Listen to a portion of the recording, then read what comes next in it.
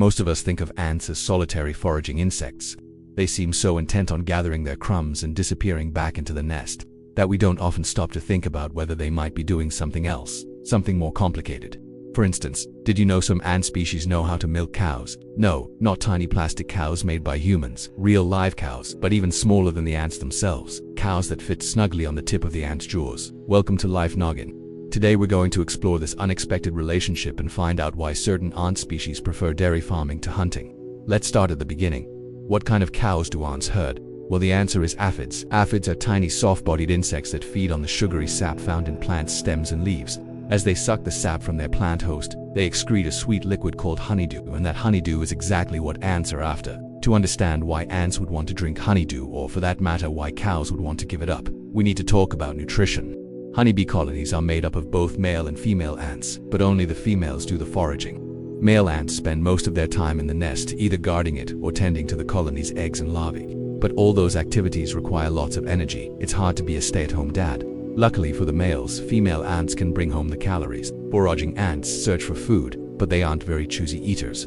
They will consume pretty much any sugar source they come across, including honeydew. Although honeydew is high in sugar, it also has some protein, fat, and amino acids, which are molecules that make proteins and are essential for building and repairing tissues. Overall, honeydew is a well-balanced snack, which is good news for ants because their closest relatives, the aphids, tend to live on plants that are full of nutritious sap. So the two species' diets overlap a lot. In fact, there are some aphid species that are so efficient at converting plant sap into honeydew, they produce around 3 times as much as they need themselves. That means there's plenty to go around, especially if you know how to ask nicely. Now, even though ants love honeydew, they don't actually farm aphids for their cuteness. Nature isn't nearly as cute as humans think it is. Instead, ants farm aphids because they're basically little factories that pump out honeydew on demand. But how do ants get the cows to give up their milk?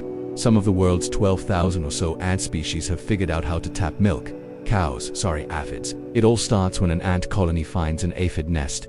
Worker ants rush over and begin carrying the aphids back to the nest, one by one. There, the ants stash the aphids in chambers that lead to tunnels running throughout the rest of the colony. These tunnels keep the aphids safe from predators and make it easier for the ants to get to them. They also give the ants access to honeydew produced by the aphids. Once the aphids are safely tucked away in the nest, the worker ants leave some of them behind to continue producing babies, while others venture back out into the world to forage. Because these outside aphids are exposed to predators like ladybugs, the ants must protect them. So every now and then, the foraging ants take a break to check on their cow herd. When they do, they carry the aphids back to the nest, depositing them carefully in the aphid nursery before heading back out to look for more food. The whole process is a bit like shepherding sheep, except with much smaller animals and no wool. Once the ants are done collecting food, they return to the nest and regurgitate, meaning they spit up some of their snack for the aphids. The ants save the best part of their haul, the sugary treats. For last though, they open their mouths wide and present the honey-rich droplets to the aphids, who eagerly lap them up. But why do the ants do this? Why not just let the aphids come to them? After all, they're bringing the food right to the cow's doorsteps. Well, the ants may be trying to ensure that the aphids have enough nutrition in their diet. If the aphids don't get enough nutrients, they can't produce enough honeydew. By sharing their meal, the ants make sure their cow herd stays healthy and productive. That said, the ants aren't running a petting zoo here. They're running a dairy farm. So once the aphids are done eating, the ants need to collect their payment. But since aphids don't carry cash, the ants have evolved special ways of tapping their cows for honeydew, depending on the species. Ants may gently stroke the aphids with their antennae or legs or pinch them in a specific spot until they release a drop of honeydew. When the ant wants another helping, it just taps again, and the process repeats itself until the ant is satiated, and the ants aren't greedy. Any extra honeydew that they don't need gets saved for later. They store it in their crops, the sacks that they use to hold food before digesting it, until they need it later. Now, some people have criticized this farming technique as being too brutal, and it probably is. But remember, nature isn't cute. Animals like ants don't feel bad about what they do. They just do what they need to survive. And the ants aren't alone in this endeavor. The aphids benefit from this relationship, too.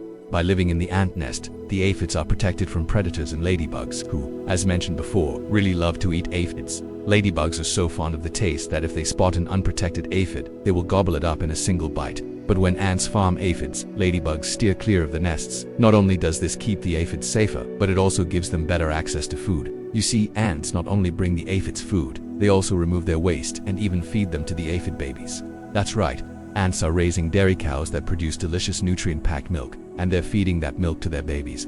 In many ways, ants and aphids have the perfect relationship. The aphids get shelter, safety, and steady access to food, and the ants get an endless supply of fresh milk. Scientists call relationships like these symbiotic, meaning they benefit both species involved.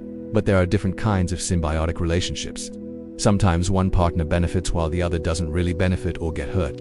In other cases, one organism benefits while the other is harmed, like when ticks latch onto a deer and drink its blood. Ants and aphids, however, have what scientists call a mutualistic relationship, a partnership where both parties benefit, and mutualism is all around us.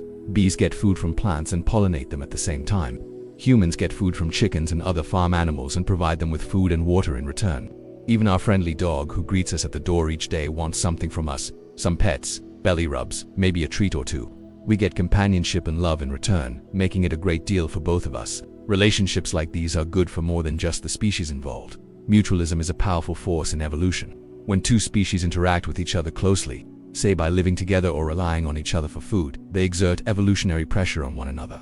Over millions of years, these relationships can cause species to change and adapt to better suit their partner's needs. For instance, when bees and flowering plants began working together, both benefited from the relationship.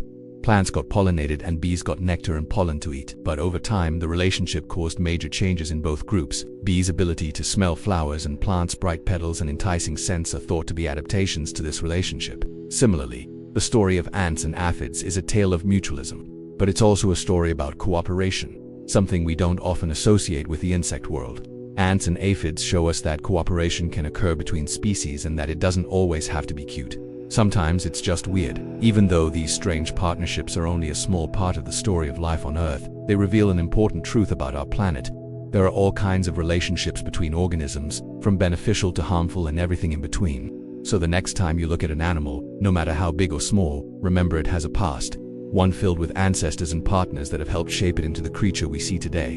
And it's not just their distant relatives that shape them, their current partners, friends and families also play a role in making sure their story continues.